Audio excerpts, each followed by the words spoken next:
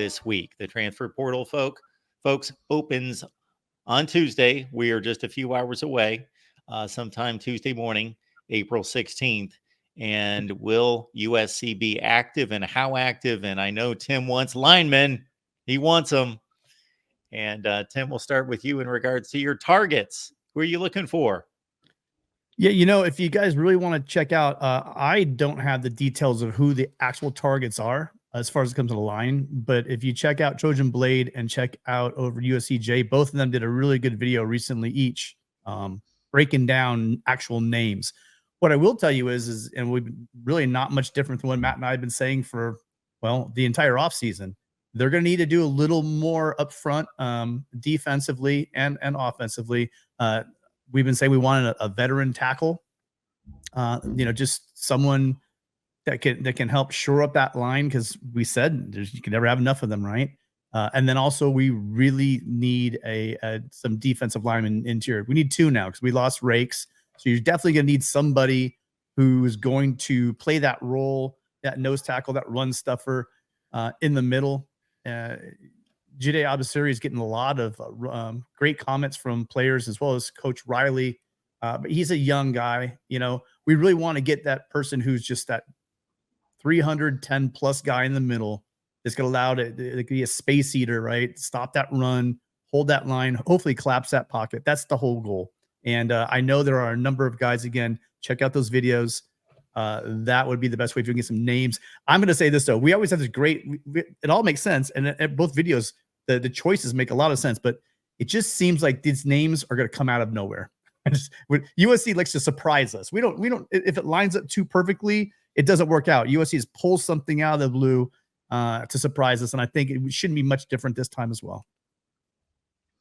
I think one of the really interesting discussions for USC in and around the transfer portal, in light of the Isaiah Rakes transfer following the Jason Zandamela transfer, is what's the balance between offensive line and defensive line in this spring portal window? I think that after Zandamela transferred out, the needle might have went near offensive line, but then after Rakes transferred, maybe you're thinking more defensive line, and like USC's walking along a fine edge, or maybe I should say along a Trojan blade, to reference Gabe in the videos that Tim's been mentioning.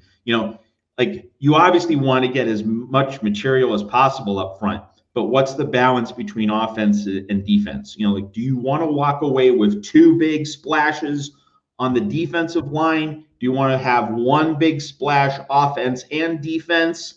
Like that to me is the really interesting conversation, because you want the bodies, you want the quality, but how are USC fans and obviously more importantly the coaching staff, how are they feeling in terms of what the balance should be in light of these recent transfers out? Do you want 1+1 offense defense, or really would you like two big defensive space eaters up front? I think that's the real question. Now, in an ideal world, you'll get two big defensive lineman ads and one big offensive lineman ad. That's the ideal. Like, that's the best case scenario. But if you don't get the best case, is it two on defense or 1+1? Tim, how would you come down on that one? I would definitely say the by far it would be the defensive side. You need 2 to 3 guys. Losing Rakes, definitely. Before we wanted 2 more. Now it's 2 to 3. But again, when it comes to either line, you can't have enough. So I think they're gonna be really busy. They're gonna be busy bulking up both those lines. There's gonna be a lot of guys. I think it's the positions also where you can, maybe not as much offensive tackle, but defensive interior. I do think that there could be a number of serviceable guys that, maybe their junior year or senior year, maybe they want some playing time. There's gonna be some guys, some really good tape, some guys that probably promised in recruiting, kind of like the Bear Alexander situation. They didn't get that playing time, that early playing time they want. Not necessarily disgruntled guys, but guys that just aren't getting on the field, that are talented and are behind talented players. I do think that they're going to be filling up on defensive interior. Again, especially that nose tackle position. We have some guys, we've had guys, some but I'm talking about big 300-pound guys. We have Dejan Lafitte. I think he's a redshirt freshman. I haven't seen a lot from him, but other than him, really, we don't have that 310+ pound guy. And Kobe Pepe, St. John Bosco, he's been around for a while as well. But we just don't have that. The thing about Rakes was, and people, there's some sour grapes out there. The guy was, again, very talented. We talked about it last week. Guy played running back in high school. He's not just big and quick and strong, but he's an athlete. We need that athlete in the middle. And I think they just got to get deeper there. And I think they will.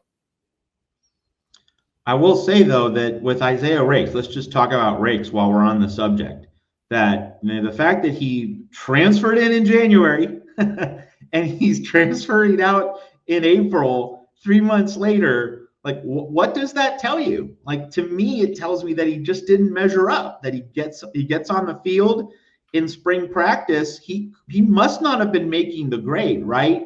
Because, and Tim wrote about this. Tim wrote at Trojans Wire in late March that Isaiah Rakes was very complimentary toward D'Anton Lynn, liked what he was walking into at USC. Like, there seemed to be a rapport, there seemed to be real respect, and then whoop, he's out the door. So I don't think that Isaiah Rakes suddenly felt different about D'Anton Lynn's scheme or D'Anton Lynn's football knowledge.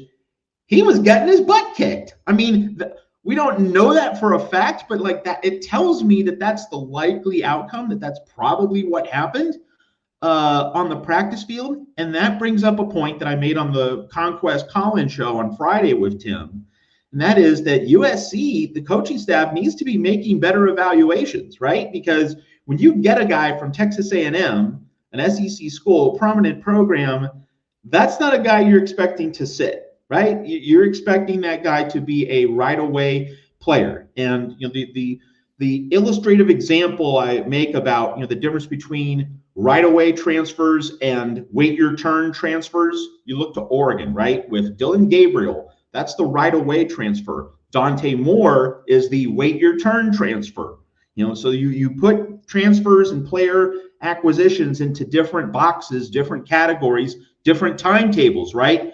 Some guys, you get them with the full expectation on both sides of the transaction that you're going to start, you're going to get, the job is yours, that position is for you to lock down. There's a full expectation for that kind of transfer. And then there's also the transfer where, hey, we're bringing you in to wait your turn. You're going to soak up knowledge and learn, maybe get some reps on the side, but mostly this is a sit and learn year. And then we're going to give you the keys the next year. And that really illustrates what USC did at quarterback, right? Will Howard, if USC and Lincoln Riley had brought him in, he would have been QB1. You don't subject the senior to a quarterback battle. You give him the keys if you bother to bring him into your program. But USC didn't. And USC got Jaden Mayava as the wait your turn transfer, that we're bringing you in, like you're going to compete with Miller Moss, but like Miller Moss is the incumbent. He has the inside track. And Jaden Mayava, you're going to be expected to be there next year after we give the keys to Miller Moss this year. So that just illustrates the concept. There are ready-to-play transfers and there are wait-your-turn transfers. Isaiah Rakes clearly would fit the description of a ready-to-play transfer. Like, that was the expected outcome. You compare that to Bear Alexander. Like, that was a hit. That was a good player evaluation made by USC and the staff in the transfer portal. A ready-to-play guy who played a lot and did really well. That's how it's supposed to work. But Isaiah Rakes, that did not work. And you look at the offensive line transfer portal acquisitions last season. Tarquin, whiff. Kingston, whiff. Pregnon, maybe a bunt single because he's still in the program, I guess. But like, definitely didn't measure up to expected standards. That, and Dorian Singer, whiff. So that's a lot of swinging and missing in the portal, unlike 2022 when USC was hitting home runs with Jordan Addison and Bobby Haskins, high impact guys who really held the roster together. So I go to player evaluation as a really big thing for USC. Strong in 2022, we saw the results. Weak in 2023, we saw the results. It's time in this spring portal window as we arrive, and we're talking about this subject, and as we're talking about Isaiah Rakes transferring out 3 months after he entered, like that is a missed evaluation by the staff. And those evaluations need a much higher hit rate at USC. And the Bear Alexander evaluation, of course, was pretty much a no-brainer. I could have made that evaluation. So that was pretty much a coast-to-coast evaluation by everybody that knows college football and has watched it for more than, 4 games. So I'm not discounting what USC pulled off. There was a tremendous addition, of course, but that wasn't exactly plucking a 3-star out of Wake Forest and determining that he was going to be a great fit and they were going to be able to develop him. No, but they are doing a lot of that on the offense. Again, on the offensive line, they're doing that. And a lot of guys that they've come in a little less heralded than 5-star guys. I think there are going to be names. For instance, well, we'll get into Silas Williams a little bit later, but I mean, there's guys. He's always been a high choice, but he dropped down. He's wowing in spring right now. Definitely want to save room to talk about that later. But I have no problem with the evaluations these guys have made. Again, especially on the offensive line, we're starting to see that. And I think as the season goes on, yes, we want that depth that Matt and I are talking about. Yes, there was, I guess it was an issue with Prangley last year, but he was still young. I mean, he made that big jump as well, coming into USC. So we will see his development. He's the perfect piece, Matt. You've been looking for that guy who's going to show us, right? Along with Paige, what kind of development these guys are getting under Coach Henson, and this is definitely going to be the example. Looking at left guard, looking at possibly left tackle, and seeing how well that left side gets locked down. If it's successful, it's going to be definitely through Henson's ability to go out and to identify those guys, bring them in, and develop them. And folks, speaking to the transfer portal, we will be live each and every weekday throughout the transfer portal window, 3 p.m. Eastern time. So that's noon Pacific. That's going to be over on the national channel. We're just going to be able to go to position by position, player by player, entering the portal. And then, of course, we're going to start to have some decisions made during the portal window, probably in the next 5, 6, 7 days. But of course, mostly just guys entering the portal. And so brace yourselves. There is going to be a stampede to the gate.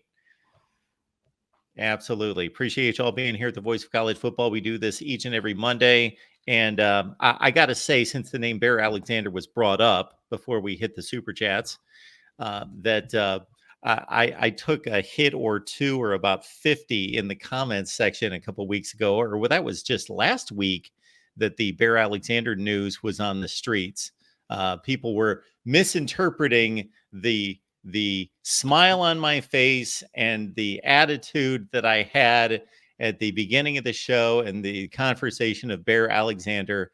I'm just happy to do a show with these two guys. So they bring joy to the show, bring joy to me every week.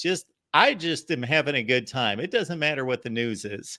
And truth be known, do I care if Bear Alexander leaves USC? No. Am I rooting for it? No. It doesn't matter to me. It doesn't faze me one way or the. So I am neither celebrating nor am I grieving the loss of a Bear Alexander. Some fans are a bit sensitive, Mark. You've been doing this long enough. It doesn't matter. I understand. And that's why, one of the reasons why we do what we do here, and why we all are engaged in this, and we appreciate the level of interest and the engagement and the passion. Absolutely, we do. So it's a double-edged sword, certainly. Slap Happy's here. What do we have here? Fight on, ladies. His signature. We don't have a Juju Lewis update, by the way, Slap Happy. Willie, thanks for showing up. We appreciate your contribution as well, Willie. Spring Portal, bring it on. Well, SC actually, about to make a couple splashes. I can feel it. Fight in, fellas. Love I believe that's fight on, fellas. It should be. Love the content as always. Yeah, Willie's one of our longest and biggest supporters of the show. Thank you so much, Willie. And actually, no, we do have it's a slight update.